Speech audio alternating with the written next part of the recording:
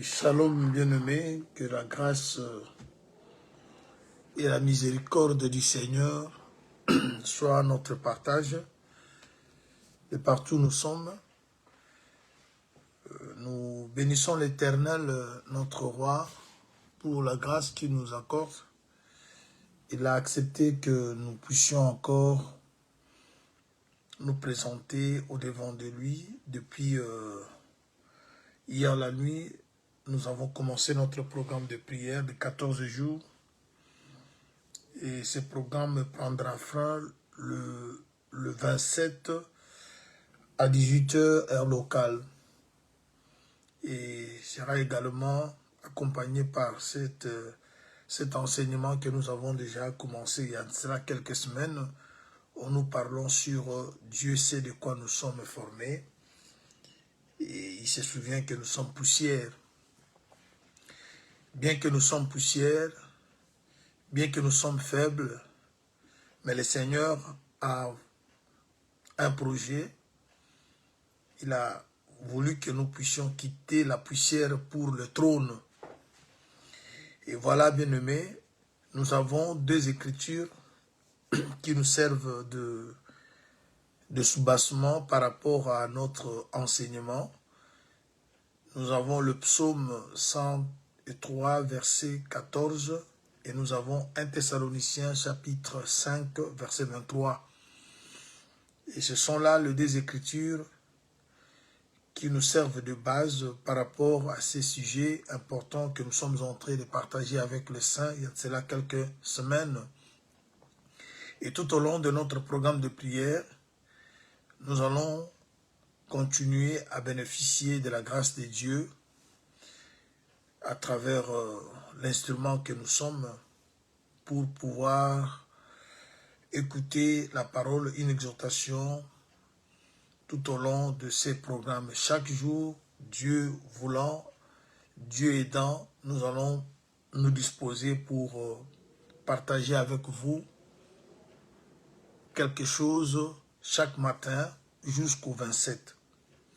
Alors, nous étions en train de parler sur Noé, parce que Noé était cité parmi 3 hommes que le Seigneur a parlé à Ézéchiel s'il décide de châtier un pays et que dans le pays en question, il se trouve ces 3 hommes, Noé,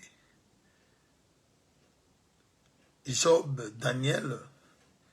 Les 3 hommes cités ne seront pas détruits avec la population, mais ils sauveront leurs âmes. Mais ils ne vont pas sauver leurs filles non plus, leurs fils. Et voilà pourquoi nous étions en train de... Nous avons commencé déjà à étudier cela. Pourquoi Dieu n'a cité que ces 3 hommes, Daniel, Noé, Daniel et Job. Mais vous êtes sans ignorer que nous sommes venus, c'est à partir de Psaume chapitre 51, le verset 10, 11, 12, que nous avions déjà commencé à étudier quelque chose que le Seigneur a permis à ce peuple de comprendre. Cela a été la prière de David.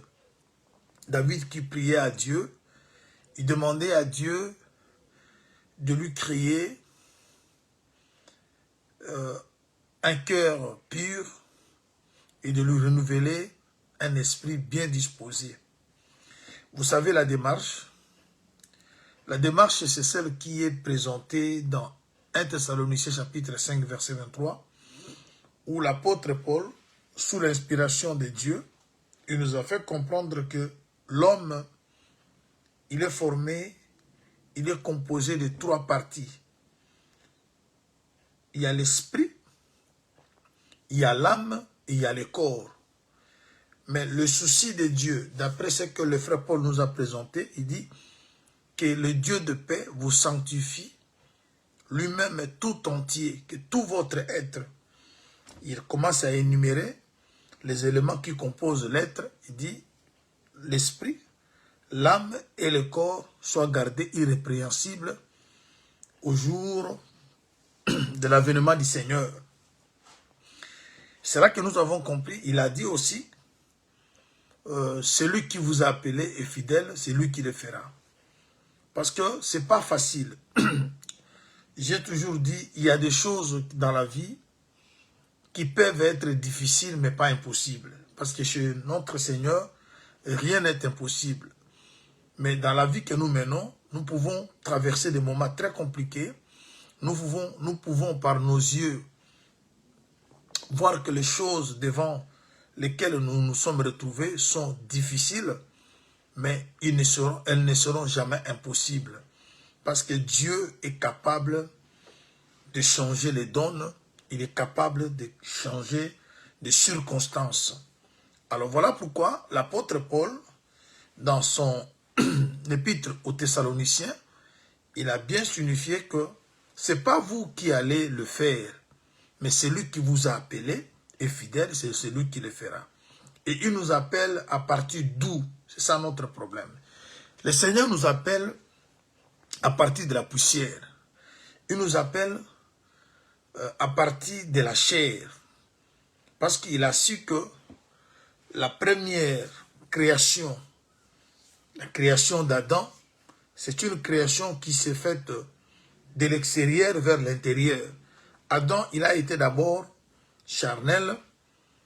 Quand vous regardez la formation comme les Écritures le montrent, on dit qu'il a d'abord eu un corps, mais un corps qui ne bougeait pas, un corps qui ne faisait rien. Mais ce corps-là d'Adam est sorti de la poussière. Et la poussière est sortie de la terre informe. Vous voyez? La terre était informe et vide. Cette terre informe et vide, on prend une partie de cette terre appelée poussière. C'est de cette partie-là appelée poussière qu'on doit former Adam. Lorsque la formation a eu lieu, le corps qui lui a été donné ne bougeait pas, ne faisait absolument rien. Dieu vient, il souffle dans ce corps-là un souffle de vie. C'est ainsi que le corps devient une âme vivante. C'est déjà une deuxième étape. On a d'abord, on voit le corps, on passe à l'âme. Il resterait maintenant, ce qui était resté, c'était que l'âme vivante devient aussi un esprit vivifiant. C'est ce qui a posé problème. Voilà pourquoi vous avez vu le frère Paul expliquer dans 1 Corinthiens chapitre 15, à partir du verset 45, vous allez jusqu'au verset 48-49. Il nous a expliqué que le premier homme, lui, est tiré de la terre et terrestre. Mais le second ou le dernier, il est du ciel et céleste. Et il a également expliqué que le premier était devenu une âme vivante. Mais le deuxième ou le dernier est devenu un esprit vivifiant. On avait expliqué ça. Lorsque l'esprit vivifiant, c'est l'esprit qui distribue la vie. C'est l'esprit qui donne la vie. Partout où se trouve cet esprit, il change les choses. Mais une âme peut être vivante. Une âme vivante peut devenir une âme morte. Voilà pourquoi il est écrit, l'âme qui pêche, c'est celle qui mourra. C'est-à-dire, lorsque vous ne péchez pas, votre âme est vivante. Mais lorsque vous péchez, l'âme vivante devient une âme morte. Parce que le péché sépare l'homme d'avec Dieu. Alors, lorsque le péché te sépare avec Dieu, Dieu c'est la vie. Une fois que vous êtes séparé de Dieu, vous êtes séparé de la vie. Voilà pourquoi on devient une âme morte.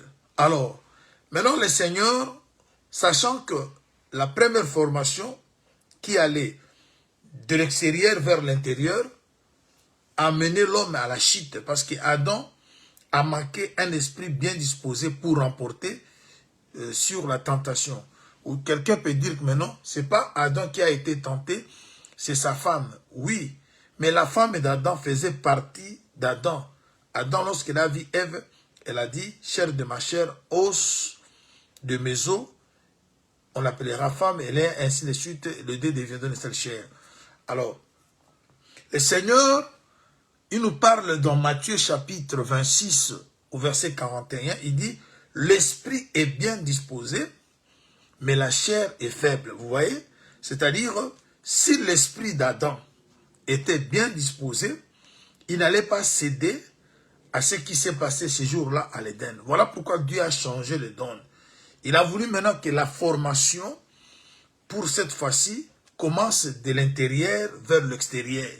Et c'est ce que je vous ai fait montrer dans Exode chapitre 40 ou encore 39. Lorsque vous lisez les 2 derniers versets du chapitre 39, avant que vous puissiez aborder, commencer au chapitre 40, vous verrez que lorsque le tabernacle a été révélé, Dieu a montré à Moïse ce qu'était le tabernacle sur la montagne.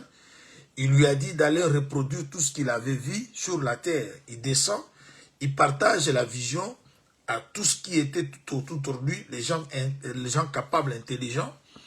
Il leur a montré tout ce que le Seigneur lui avait dit. Et ils sont allés réaliser la vision de Moïse. Ils ont fini, ils ont amené tout ce qu'ils avaient fabriqué. Moïse a vérifié, il a vu que les choses étaient faites d'après le modèle que Dieu lui avait montré. Il lui restait maintenant de dresser ce tabernacle, rassembler les choses pour que ça donne un tout.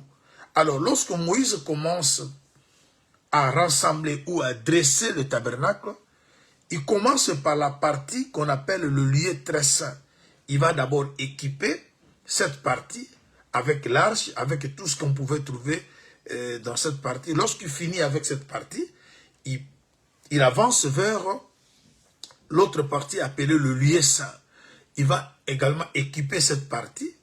Et là, je suis dans Exode 40. Vous commencez au premier, vous descendez. Lorsqu'il va terminer avec le lieu saint, il va maintenant prendre le parvis. Et lorsqu'il termine avec le parvis, finit le travail. Et c'est ça que nous avons dit. Dieu, dans ces temps-ci, il commence d'abord, sachant que lorsqu'il avait commencé avec l'extérieur vers l'intérieur, ça créait tout ce que vous connaissez là. Et Dieu, aujourd'hui, il se préoccupe d'abord à terminer avec l'intérieur. Parce que lorsque l'intérieur de quelqu'un est bien construit, ça va maîtriser. Voilà pourquoi le Seigneur, vous allez vous rappeler de ce qu'il a dit dans Matthieu 23. Lorsqu'il reprochait les pharisiens, il dit, vous nettoyez l'extérieur de la coupe, mais cependant l'intérieur est rempli de mauvaises choses. Nettoyez plutôt l'intérieur et l'extérieur va emboîter le pas. Vous voyez? C'est-à-dire, le travail, c'est d'abord le travail de l'intérieur. Voilà pourquoi David, parce que c'est comme ça que nous sommes en train de prier. Nous avons commencé un programme de prière hier la nuit. On continue avec ce programme toute la journée. Et c'est un programme de prière avec jeûne. Nous prions 4 fois la journée, c'est-à-dire on a déjà prié le matin. Ça, c'est la première séance. On aura la deuxième séance à 10h heure de Londres. Et on aura la troisième séance à 16h heure de Londres, de 16h à 17h. Et on reprendra également à 22h, 23h. C'est comme ça que nous allons prier pendant 14 jours. Et nous avons pour sujet, nous prions que Dieu renouvelle à nous un esprit bien disposé et qui crée à nous un cœur pur. Cela était la prière que David avait faite d'après Ésaïe 50, Psaume 51, lorsque vous lisez le verset 10, le verset 11 et le verset 12. Alors j'ai essayé un peu de résumer tout ce qu'on a dit, parce qu'il y a beaucoup de choses que le Seigneur a permis que nous puissions parler de sa part. On ne saura pas tout le reprendre en une heure. Mais nous vous donnons un peu l'idée de ce qu'on a déjà dit, parce qu'on doit avancer. Alors, nous sommes arrivés au livre d'Ézéchiel, chapitre 14. Lorsque vous lisez le premier verset, deuxième, troisième, Dieu parle au prophète. Il dit qu'il y a des gens qui ont dans leur cœur l'idolâtrie. Et leurs yeux sont attachés aux choses qui les font tomber dans l'iniquité. Et vous allez vous rappeler, quand l'apôtre Paul a expliqué dans 1 Corinthiens chapitre 2, si je ne me trompe pas, à partir du verset 9, il dit, nous vous prêchons des choses que l'œil n'a point vues, des choses que l'oreille aussi n'a point entendues, et les choses qui ne sont pas montées dans le cœur de l'homme. Et nous avons eu tout le temps avec, si vous consultez les audios comme des vidéos précédentes, vous allez comprendre, on a expliqué l'œil qui n'a pas vu les choses que prêchait Paul, l'oreille qui n'a pas entendu ce que prêchait Paul, et le cœur qui n'a pas retenu ce que prêchait Paul. C'était quelle oreille, c'était quel œil et c'était quel cœur. Nous avons expliqué aux enfants de Dieu, dans la vie que nous menons, nous avons toujours deux côtés. Nous avons toujours des choses. On a le côté spirituel et on a le côté charnel ou physique, matériel. Voilà pourquoi vous avez vu Dieu présenter à travers son serviteur Paul un homme tiré de la poussière. On dit que cet homme est terrestre et sa vision est terrestre. Et il y a un autre homme, il est céleste et tout ce qu'il fait est céleste. Alors maintenant, nous sommes maintenant dans la formation de cet homme-là second. Comme on tous sont péchés par le premier homme, et maintenant tous également seront sauvés par le deuxième homme. Alors maintenant, le deuxième homme, lui, est céleste. Ce qui veut dire, il a la vision céleste. Et ceux qui s'attachent à cet homme-là, ils doivent voir les choses différemment. Ils ne doivent pas voir les choses comme les gens de ce monde. Et voilà un peu ce que nous sommes en train de poursuivre. Alors, on nous parle maintenant d'un pays que Dieu est prêt à châtier. Mais si dans ces pays en question, il se trouve trois hommes comme le Seigneur l'a parlé, Noé, Daniel et Job, ces hommes-là ne seront pas châtiés avec la population. Et la raison c'est quoi? C'est parce que ces gens sauveront leur âme. Alors nous avons aussi parlé, et c'est ce que nous allons approfondir aujourd'hui. Parce qu'on a voulu commencer par Noé. Qu'est-ce qui se passe au temps de Noé? Pour que Dieu puisse parler de la sorte à son sujet, qu'il est différent d'autres personnes. Nous avons vu que Noé avait trouvé grâce aux yeux de l'Éternel.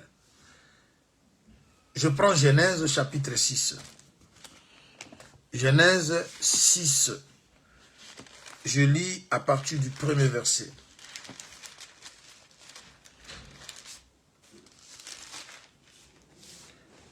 Lorsque les hommes eurent commencé à se multiplier sur la face de la terre, et que des filles leur firent nées, les fils de Dieu virent que les filles des hommes étaient belles.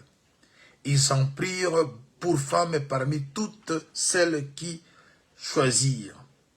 Alors l'Éternel dit, mon esprit ne restera pas toujours dans l'homme, car l'homme n'est que chair et ses jours seront de 120 ans. Les géants étaient sur la terre en ce temps-là. Il en fit de même après que les fils de Dieu furent venus vers les filles des hommes et que leur eurent donné des enfants selon, ce sont ces héros qui furent fameux dans l'Antiquité. L'Éternel vit que la méchanceté des hommes était grande sur la terre et que toute la pensée de leur cœur se portait chaque jour uniquement vers le mal.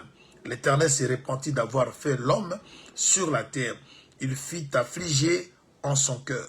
Et l'Éternel dit, j'exterminerai de la face de la terre l'homme que j'ai créé, depuis l'homme jusqu'au bétail, aux reptiles et aux oiseaux du ciel, car je me répands de les avoir faits. Mais Noé trouva grâce aux yeux de l'Éternel. Voilà. Quand Dieu pense détruire le monde à cause de ce que vous venez d'entendre, mais on parle d'un homme qui a trouvé grâce aux yeux de l'Éternel. Alors, nous avons déjà commencé à expliquer trouver grâce veut dire quoi. Et lorsqu'on trouve grâce, qu'est-ce qui se passe? Et comme la parole de Dieu s'explique elle-même par le mélange des Écritures, une écriture explique une autre écriture. Et c'est ça la beauté de cet évangile. Parce que Dieu n'a pas donné à l'homme l'espace de placer sa pensée dans sa parole. L'homme, Dieu veut que l'homme ne puisse que croire. Mais c'est Dieu qui doit parler. Et Dieu fait parler les Écritures pour que nous comprenions sa pensée. Voilà pourquoi lorsque nous sommes devant une écriture, il nous est interdit de ne pas raisonner et de ne pas non plus apporter notre interprétation que l'apôtre a appelée interprétation particulière. Il y a ceux qui mettent leurs pensées, présentent leurs pensées à la place de présenter la pensée de Dieu. Et on peut comprendre que la personne qui parle n'ajoute rien, ne retranche non plus rien, si et seulement si il fait marier, il fait parler les Écritures. Parce que les Écritures doivent s'unir, je m'excuse, doivent se marier pour nous donner un son. Alors, vous savez que on dit que l'Écriture a dit dans le Genèse que Noé a trouvé grâce aux yeux de l'Éternel. Ici, nous avons deux choses à expliquer. La première des choses, c'est la grâce. Et la deuxième chose, les yeux de l'Éternel. Parce que Dieu, il est esprit. Si Dieu est esprit, alors ses yeux seront aussi les yeux spirituels, les yeux esprit. Alors lorsqu'on trouve grâce devant les yeux de l'Éternel, et c'est Dieu en question, il est esprit, alors ce qui veut dire que les yeux de Dieu ne sont pas les yeux comme le nôtre, ce sont des yeux spirituels. Mais commençons d'abord par la grâce. Quelqu'un qui trouve grâce, c'est qui? Et la parole de Dieu dans le livre de Tite, la lettre que Paul a écrite, la lettre qu'il a écrite à Tite, Tite chapitre 2 verset 11, au 12e on dit, grâce de Dieu, source de salut pour tous les hommes. Elle a été manifestée. Elle nous enseigne à renoncer aux œuvres mortes. Vous voyez? C'est-à-dire, Noé traversait un moment très compliqué comme le nôtre, où l'abomination, la désolation, la corruption, où les mauvaises choses se faisaient. Alors, quand vous trouvez grâce dans un milieu comme celui-ci, c'est-à-dire, vous êtes une personne que le Seigneur a apporté son enseignement. Parce que la grâce, d'après ce que le frère Paul explique dans Tite 2.11, elle enseigne. Et l'enseignement que la grâce apporte, c'est le renoncement aux œuvres mortes. Les œuvres mortes, ce sont des choses, des pratiques contraires à la parole de Dieu, qui séparent l'homme, qui tuent l'âme. Parce que quand vous péchez, selon ce que Dieu avait dit à Adam, le jour où vous mangerez le fruit de cet arbre, vous mourrez. Et le péché, c'est quoi? Le frère Jean explique que le péché, c'est la transgression de la parole de Dieu. C'est-à-dire, lorsque vous transgressez la parole de Dieu, vous refusez la parole de Dieu, vous n'obéissez pas. Vous marchez à la contre de ce qu'est la parole de Dieu, c'est ça le péché. Vous n'avez pas une autre définition du péché.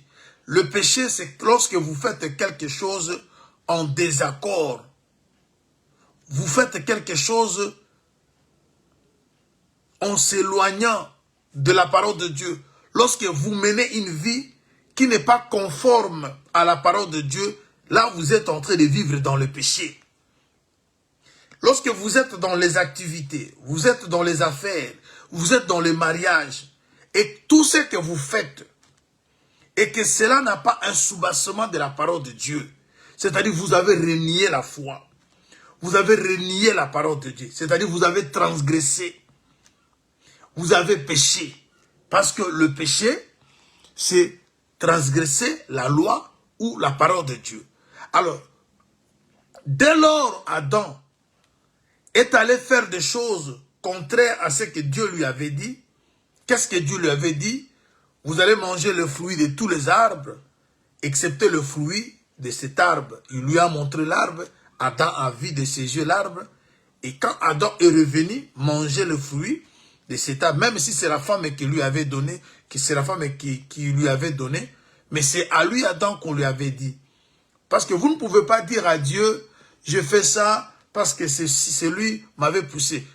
Une fois que vous êtes éclairé et que vous commettez un péché, c'est-à-dire vous n'avez pas péché par ignorance, parce que vous avez eu la connaissance. Alors, la grâce, d'après ce que le frère Paul explique, est le source du salut. Vous voulez le salut? Le salut se donne par la grâce. Mais la grâce qui nous apporte le salut, elle n'est pas muette. Lorsqu'elle vient, lorsqu'elle se révèle dans la vie de quelqu'un, la grâce parle. La grâce montre le chemin. La grâce dit ce qu'on doit faire et ce qu'on ne peut pas faire. Et voilà pourquoi le frère Paul a dit, la grâce de Dieu, la grâce de Dieu, elle est une source de salut pour tous les hommes. Maintenant, cette grâce, qu'est-ce qu'elle fait? Elle enseigne qu'on renonce aux œuvres mortes. Voilà. Alors, c'est-à-dire, Noé, lorsqu'il a trouvé grâce, Noé avait écouté un enseignement.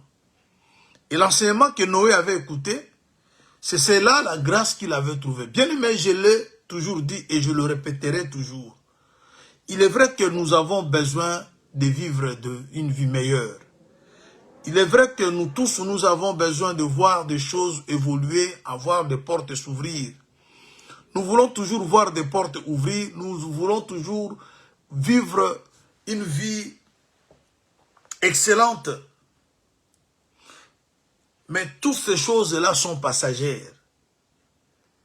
L'unique et la seule qui est permanente, c'est cet évangile que nous écoutons. Vous savez ce qui s'est passé dans la maison de Marthe lorsque Jésus était reçu. Marthe était dans la cuisine, cherchait comment préparer un repas pour le Seigneur qui n'était pas mauvais. Mais Marie, sa sœur, est venue se placer au pied de Jésus. Elle suivait l'enseignement. Marthe est venue dire au Seigneur il pouvait dire à Marie d'aller la rejoindre à la cuisine pour que, vous savez, vous les mamans, vous le savez, Jésus va répondre. Mais on préparait pour Jésus. Il dit, tu te déranges pour des choses de rien. Mais la meilleure chose que ta sœur a choisie, il ne paraît qu'il ne sera jamais ôté, c'est écouter la parole de Dieu. Vous vous rappelez de Saoul? Il est allé, Dieu lui a dit, lorsque vous allez prendre le pays, détruisez tout, n'épargnez rien. Il a vu des vaches, il a vu des animaux, il a épargné ce qui était, des bêtes qui étaient grasses, avec l'idée d'offrir à Dieu. C'était bien offrir à Dieu quelque chose, mais Dieu n'était pas content de cette offrande. Il dit, je prends plaisir à l'obéissance qu'au sacrifice. Vous voyez? Vous voulez faire des choses pour Dieu, mais faites-les bien. Et comment on saura qu'on fait quelque chose de bien si et seulement si la chose que vous êtes en train de faire a pour fondement parole de Dieu. Vous verrez. Qu'est-ce qui va se passer? Noé se distingue. Qu'est-ce que la Bible dit? La Bible nous dit dans Hébreux chapitre 11, au verset 7. L'Écriture dit ceci, Noé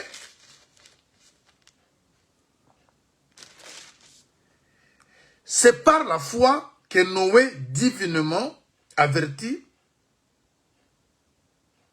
des choses qu'on ne voyait pas encore, et saisi d'une crainte respectueuse, construisit une arche pour sauver sa famille. C'est par elle qu'il condamna le monde et devint héritier de la justice qui s'obtient par la foi. Cette écriture nous dit ceci. Noé, lorsqu'il a trouvé grâce, on dit c'est par la foi. Vous savez vous-même que la foi ne peut venir que de ce qu'on attend de la parole de Dieu. Romains chapitre 10, verset 17. Ce qui veut dire que la foi, Caïn Noé, c'était une prédication qu'il a prêchée. Parce que la foi ne peut jamais être là si la parole de Christ n'est pas prêchée. Romains le dit, chapitre 10, verset 17.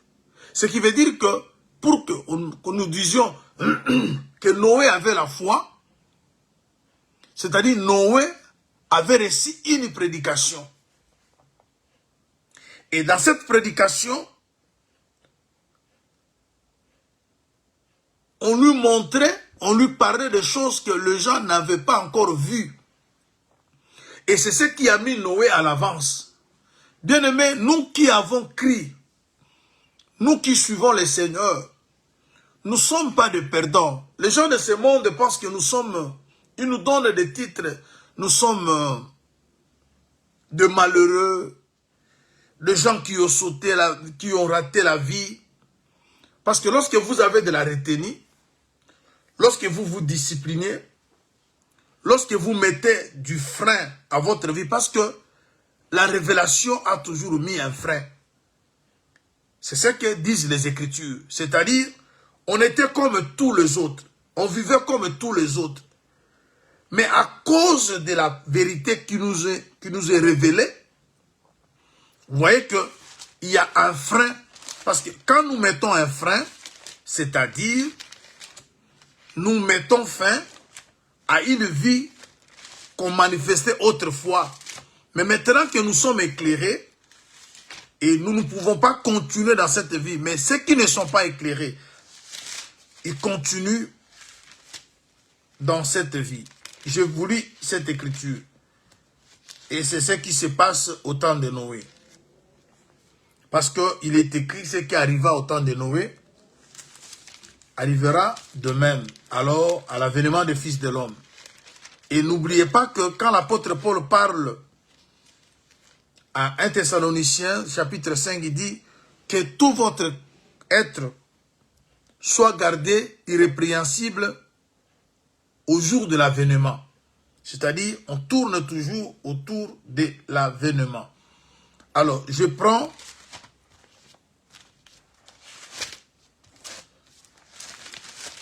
je vais lire une écriture qui va permettre la compréhension de ce que nous sommes en train de dire.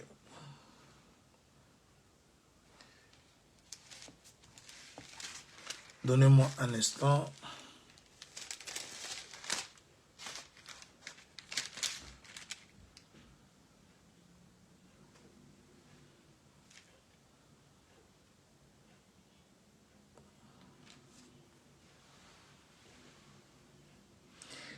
Je commence d'abord dans Psaume 119, le verset 130. Psaume 119, le verset 130. Ça, c'est la première écriture que nous allons lire. Nous sommes dans Psaume 119, Psaume, le verset 130. On nous dit ceci. La révélation de ta parole m'éclaire. Voilà. La révélation de ta parole est claire. Elle donne de l'intelligence aux simples. La révélation de ta parole est claire. C'est-à-dire, on peut être dans une confusion, on peut être dans le noir, on peut être dans l'ignorance, on fait les choses comme tout le monde, parce qu'on n'est pas éclairé, parce qu'on a l'ignorance. Mais lorsque la parole de Dieu vient, elle est claire. Ça, c'est le premier témoin. Je suis en train d'expliquer comment on trouve grâce. Je prends encore une autre écriture. Lorsque la révélation est claire, qu'est-ce que la révélation apporte? Je prends Proverbe chapitre 29. Proverbe 29, je suis au verset 18.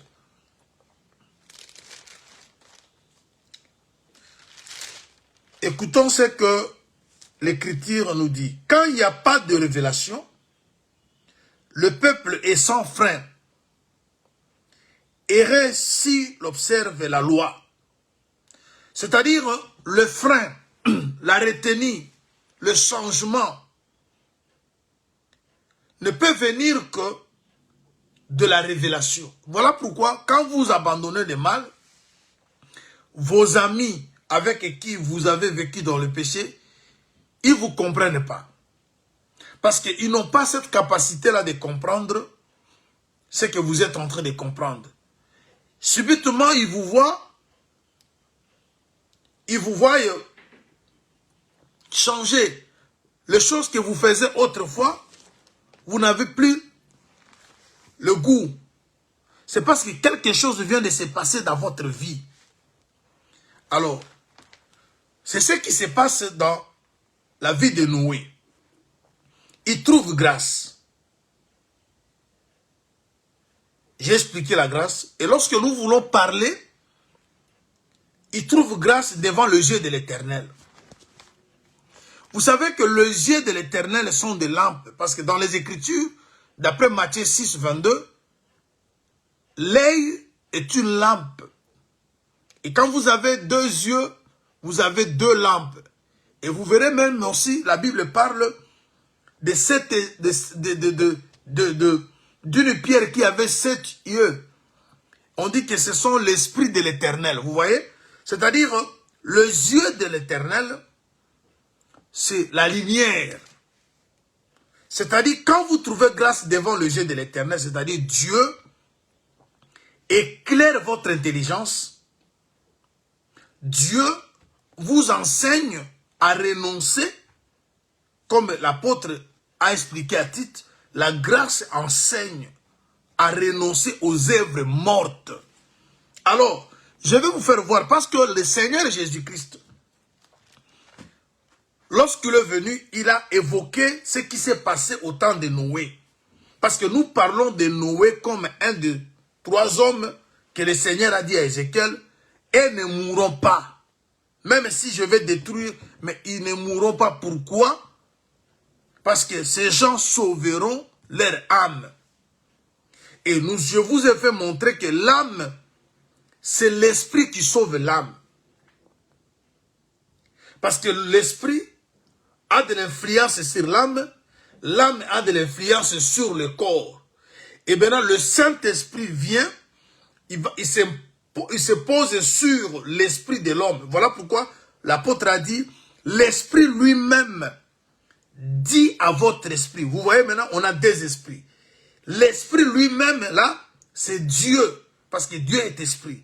Il vient maintenant parler à notre esprit. Que nous sommes enfants de Dieu. Maintenant, l'esprit qui est sauvé va sauver l'âme. Et l'âme, à son tour, va s'imposer. Parce que l'âme, c'est là où il y a des émotions, va maintenant s'imposer sur le corps. Et voilà pourquoi le Seigneur commence son travail dans cette alliance. Il commence de l'intérieur. Lorsque l'intérieur est lavé, l'extérieur sera complètement lavé.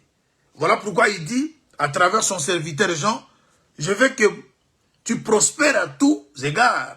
Mais cette prospérité commence à l'intérieur. Vous voyez?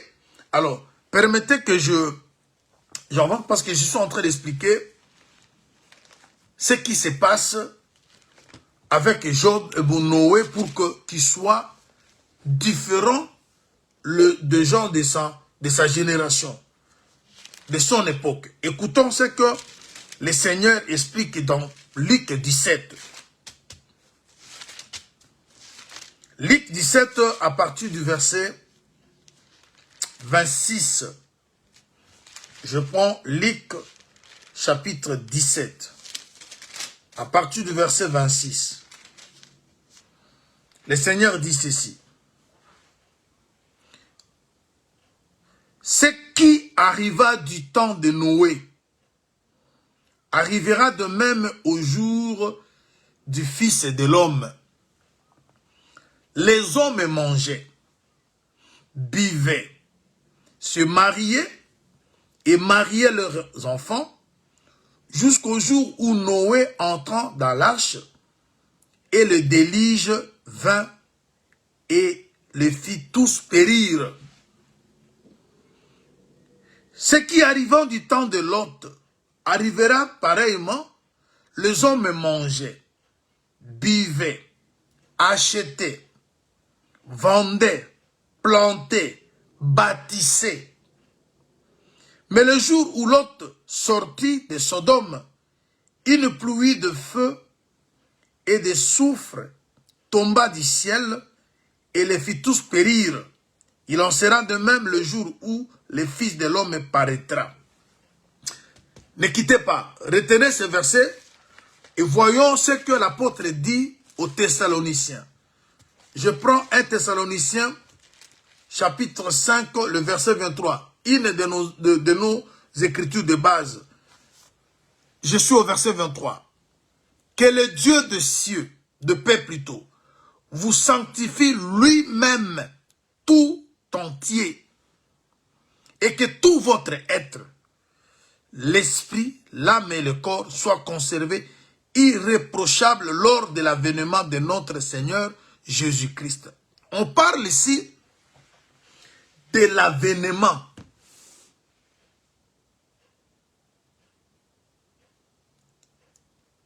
Alors, Jésus a parlé,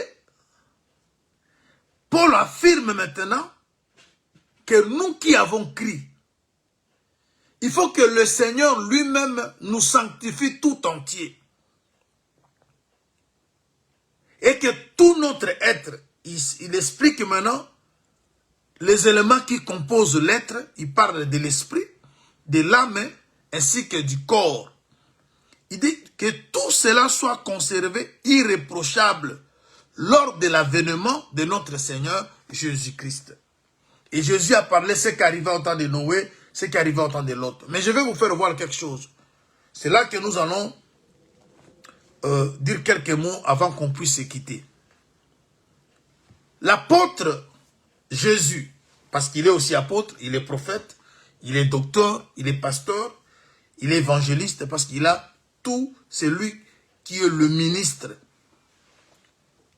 Il a fait de nous comme, mais il est lui de tout ça. Voyons une chose.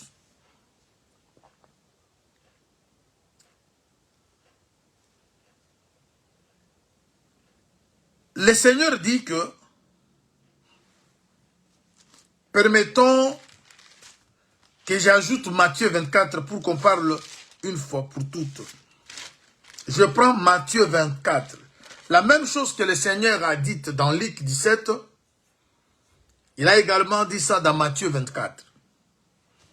Vous comprenez que le jour où Jésus parlait, c'est Matthieu qui était là. Mais Luc, lui, a fait des recherches. C'est ainsi que vous voyez des fois, Luc, il parle comme un homme de science, après avoir fait des recherches. Mais Matthieu, il parle de l'authenticité parce que lui était là. Quand Jésus parlait, Matthieu était là. Voilà pourquoi d'autres détails que Luc ne donne pas, Matthieu le donne parce que Matthieu, il fit un des disciples qui écoutait Jésus parler en live. Mais Luc, c'était un médecin, un homme de science que Dieu a aidé à faire des recherches. Il a pris, parce que c'est lui qui a écrit l'Acte des Apôtres, il a fait des recherches. C'est pas mauvais que nous ayons des frères intelligents au milieu de nous qui prennent tout ce que nous enseignons, mettre ça dans des brochures. C'est pas mauvais. Mais Matthieu parle comme la personne qui a écouté Jésus. Écoutons, nous sommes dans Matthieu 24. Vous allez voir un peu d'autres détails que lui qui n'a pas présenté, Matthieu le présente. Voilà pourquoi nous aimons mélanger le livre. C'est que, vous voyez un peu la complémentarité. Et c'est ce qui fait la beauté de cet évangile. Nous sommes dans Matthieu chapitre 24.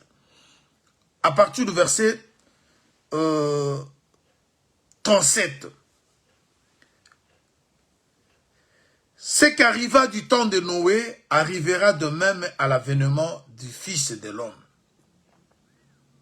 Car dans le jour qui précédèrent le déluge, vous voyez maintenant, Matthieu parle même du jour qui précédèrent le déluge. Le déluge, c'est comme le jugement. Déluge, la pluie, c'était une manière de Dieu de sanctionner le monde. Mais avant qu'on y arrive, il s'est passé une période. C'est comme maintenant. Le jugement approche. Mais la période qui précède le jugement,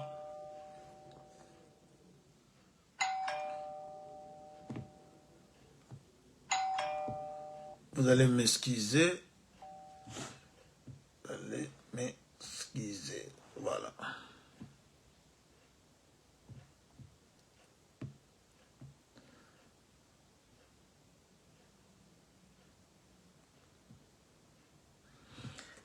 La période qui précède le jugement, le déluge, parce que je vais en parler. Ce qui arriva du temps de Noé arrivera de même à l'avènement du Fils de l'homme. Car, dans le jour qui précédèrent le déluge, les hommes mangeaient, buvaient, se mariaient leurs enfants, jusqu'au jour où Noé entra dans l'arche. Et ils ne se doutèrent de rien, jusqu'à ce que le déluge vienne et les emporte tous. Il en sera de même à l'avènement du Fils de l'homme. Ici, je vais expliquer se doutèrent de rien. Je vais également expliquer cette période précédant le déluge. Lorsque Noé construisait l'arche,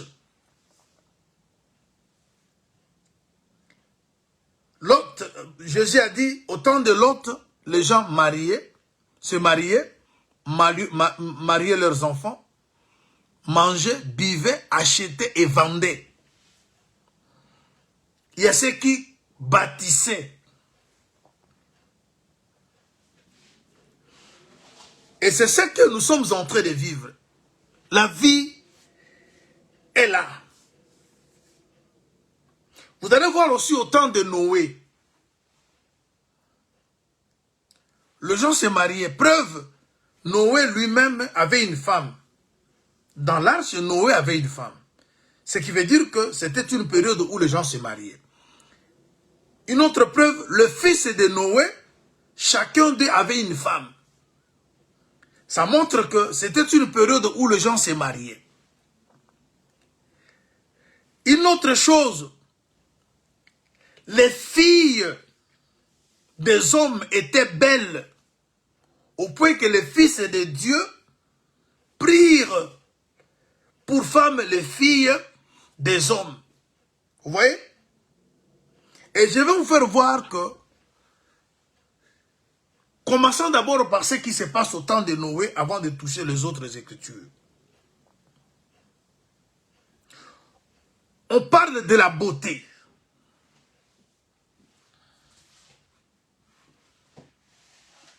La beauté est citée comme un des éléments que l'ennemi s'est servi avec.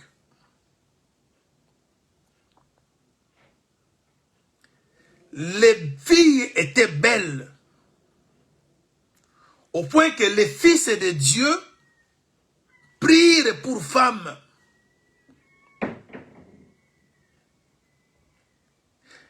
Il y a eu des mariages qui s'étaient faits liés à la beauté, mais pas liés à l'espèce. Parce que les fils de Dieu constituaient une famille céleste. Mais ils ont été attirés par la beauté des filles des hommes. Et c'est ce que nous sommes en train de vivre aujourd'hui. Le monde est en quête de la beauté, de la perfection. Il n'y a pas une fille qui se laisse, il n'y a pas une fille laide. Le monde, le diable met tout en disposition de l'humanité.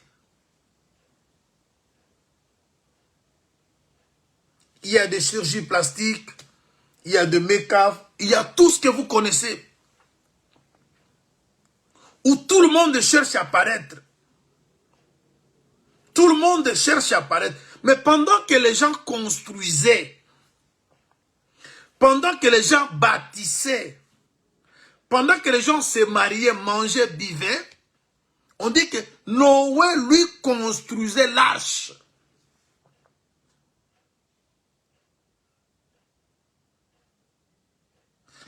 Bien-aimés dans le Seigneur, nous sommes dans une époque, si vous n'avez pas la pureté du cœur, si votre intérieur n'est pas gagné par le Seigneur,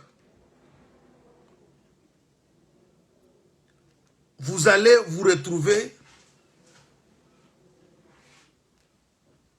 en train de construire comme construisent les gens de ce monde.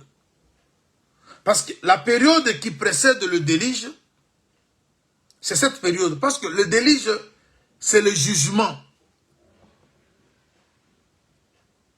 On dit que les gens ne se doutèrent de rien. C'est-à-dire, les gens étaient ignorants.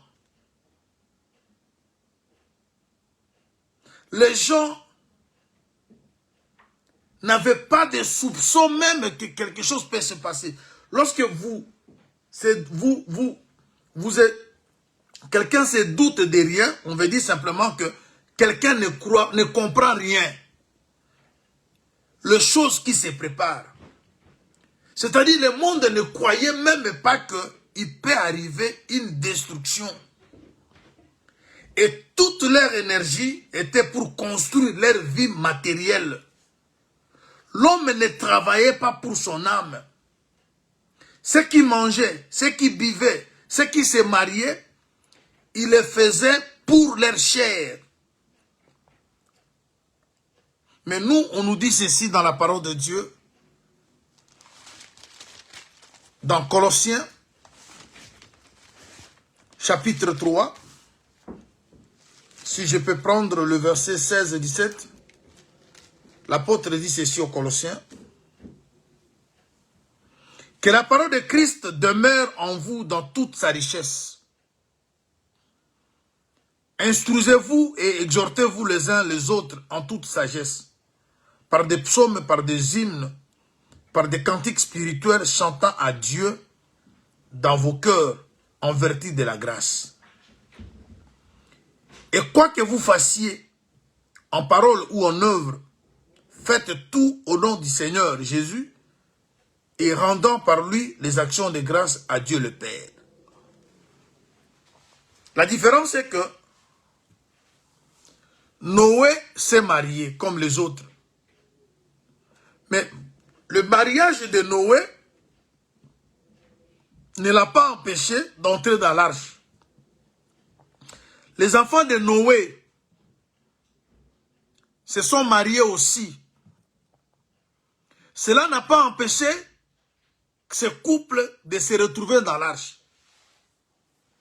C'est la seule différence. Nous nous marions pour donner gloire à Dieu. Et quand on se marie pour la gloire de Dieu, on se retrouve dans l'arche. Mais si on se marie pour la chair, on n'aura pas place dans l'arche. Parce que parmi les événements qui se sont déroulés avant le déluge, on cite le mariage. Noé n'était pas un célibataire. C'est-à-dire, il était aussi du nombre de gens qui se sont mariés. Mais regarde le mariage de Noé. Ce n'est pas un mariage qui a compromis son salut. Bien aimé, aujourd'hui, je vous dis, il y a d'autres personnes qui vont rater l'enlèvement à cause du mariage. Le mariage, si il n'est pas fait, il n'est pas sur la base, a pour base la parole de Dieu. Si dans votre couple, vous ne vivez pas l'enseignement, si votre mariage n'honore pas l'enseignement, vous ne serez pas dans l'arche. Parce que Noé est parmi les mariés de cette époque, mais il est dans cette logique où l'apôtre Paul dit que la parole de Christ, vous savez combien de gens aujourd'hui sont morts à cause de femmes comme à cause de mari. Vous savez, parce que lorsqu'on se marie, on n'a que la vision sur l'extérieur. Parce qu'à cette époque-là, les gens couraient derrière la beauté.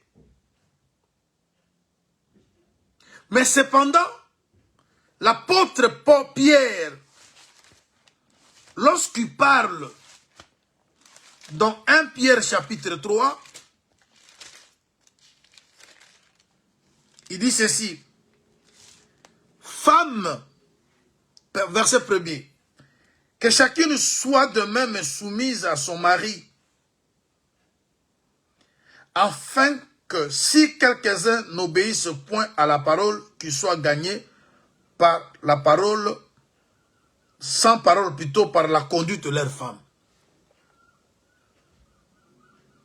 En voyant votre manière de vivre chaste et respectueuse, ayez non cette parure extérieure qui consiste dans le cheveu tressé, les ornements d'or ou les habits qu'on rêvait, mais la parure intérieure est cachée dans le cœur, la pureté incorruptible d'un esprit doux et paisible qui est d'un grand prix devant Dieu.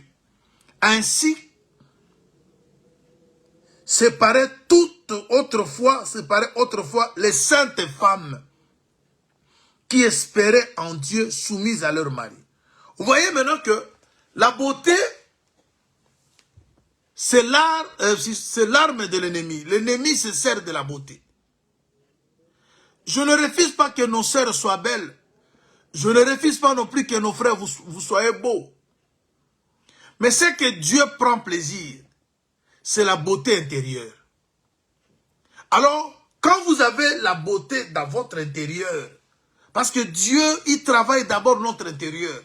Voilà pourquoi dans ce programme de prière, nous prions que Dieu renouvelle à nous un esprit bien disposé et qui crée à nous un cœur pur. Parce que ceux qui peuvent voir le Seigneur, ceux qui ont le cœur pur. Alors, voyons maintenant une autre chose. Là, le livre de Proverbes nous dit ceci. Je suis au chapitre 31. Je prends le verset.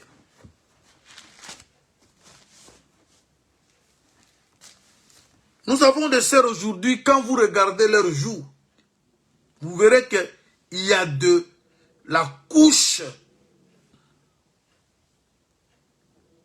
Parce que vous ne pouvez même pas voir, des rides.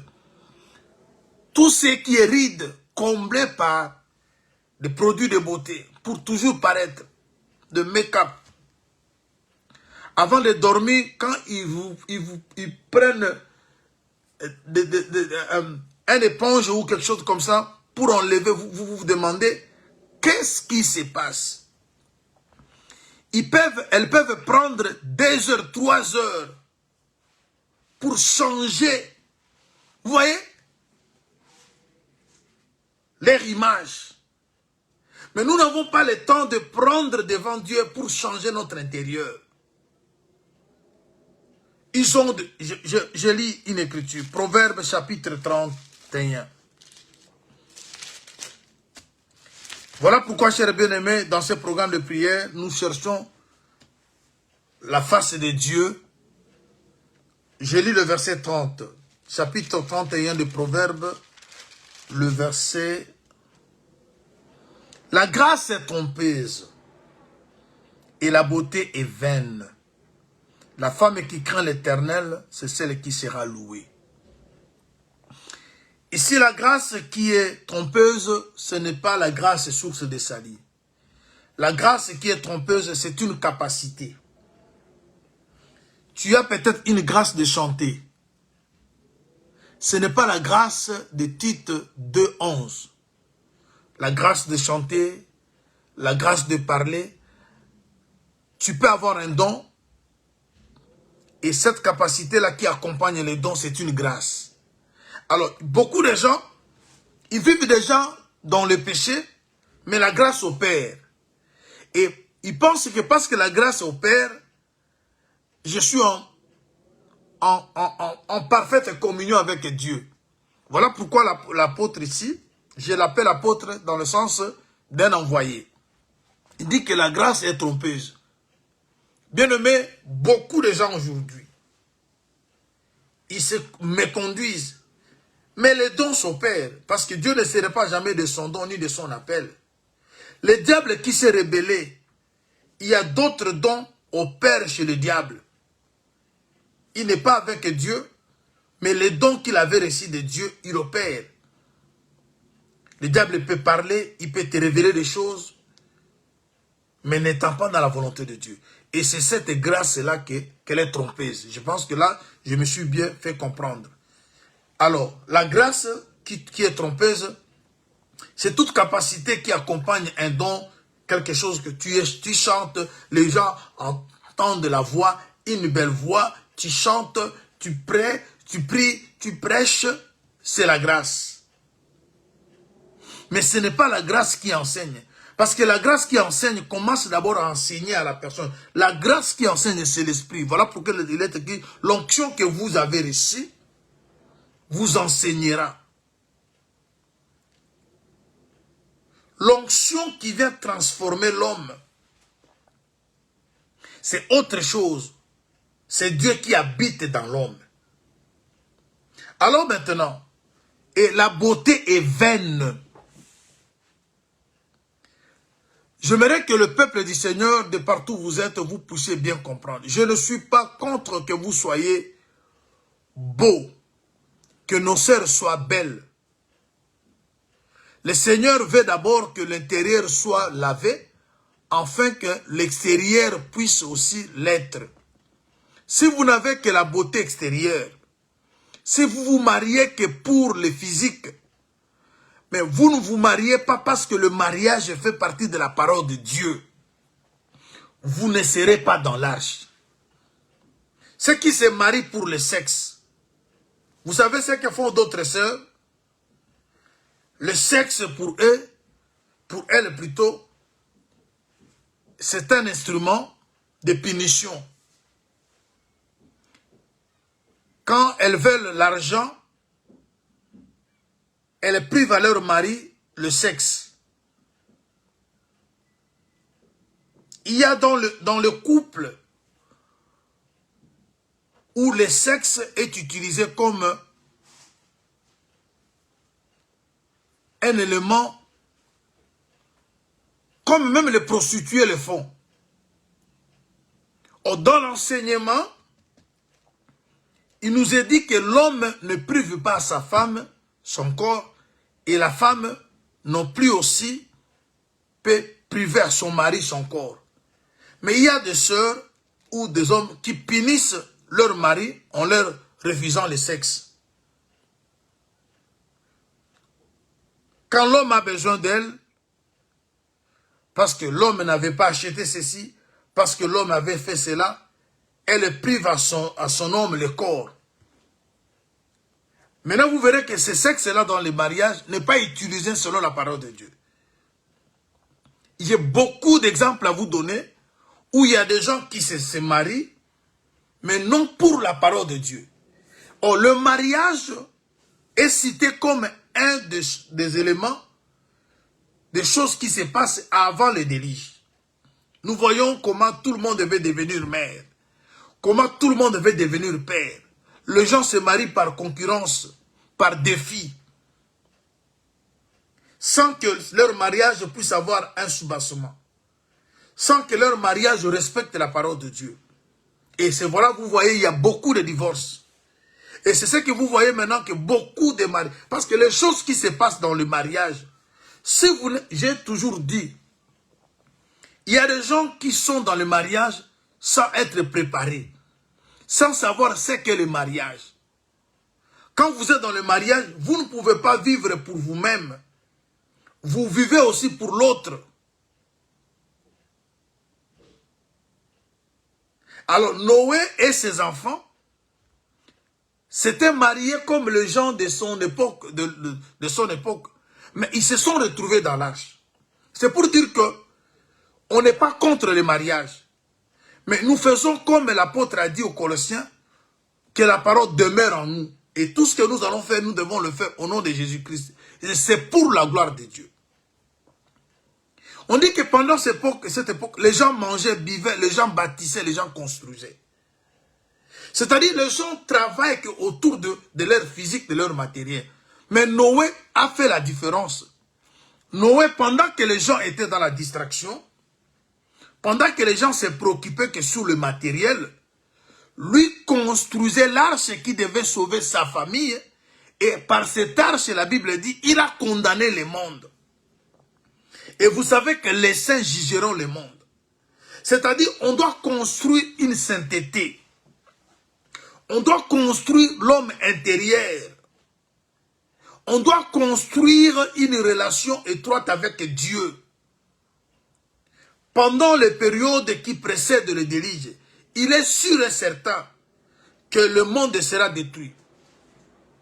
Alors, les gens qui se doutent de rien, ce sont les gens qui sont ignorants, les gens qui ne croyaient pas. Je vais terminer par cette écriture. Vous voyez, je prends 2 Pierre. Je suis au chapitre 3e. Voyons ce que l'apôtre nous dit. Je suis dans 2 Pierre. 2 Pierre,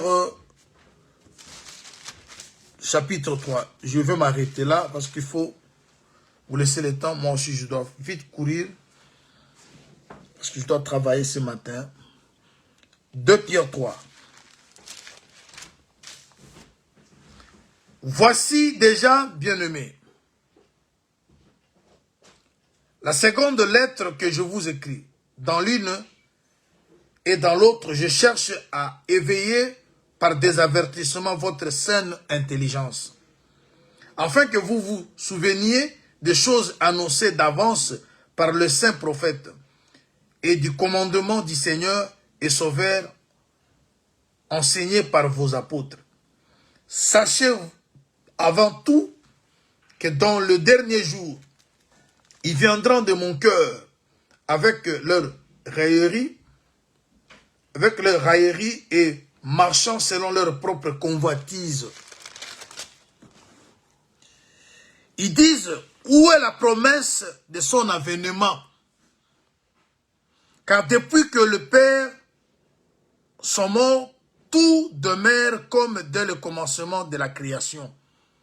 Ils veulent ignorer, en effet, que de cieux existèrent autrefois par la parole de Dieu, ainsi qu'une terre tirée de l'eau et formée au moyen de l'eau. Et que par ces choses, le monde d'alors périt, submergé par l'eau. Mais par la même parole, le ciel et la terre d'à présent sont gardés et réservés pour le feu, pour le jour du jugement et de la ruine des hommes impies. Mais il est une chose bien-aimée que vous ne devez pas ignorer, c'est que devant le Seigneur, un jour est comme 1000 ans, ainsi de suite. Vous voyez, les gens qui se doutent de rien, ce sont des gens qui disent comme ça. Le monde a toujours été là. rien va se passer. Mais nous voyons des choses que les autres n'ont pas vues. Nous devons être de la génération de Noé. On se marie, oui. On mange, oui. On boit, oui. Mais nous devons manger, nous devons boire, nous devons nous marier pour la gloire de Dieu. Nous ne devons pas faire des choses comme font les gens de ce monde. Nous devons toujours penser à construire l'arche. L'arche aujourd'hui, c'est la vie du Seigneur. Parce que l'arche n'est plus un matériel, c'est la vie du Seigneur. Bien-aimés, nous devons construire notre intimité avec le Seigneur parce que c'est cette relation-là qui va nous sauver. Ce monde sera détruit. Voilà pourquoi on doit prier qu'un cœur pur nous soit créé et qu'un esprit bien disposé nous soit renouvelé. Nous sommes dans ces programmes de prière pour chercher à ce que le Seigneur Dieu nous donne l'intelligence qu'il a donnée à Noé de voir les choses différemment.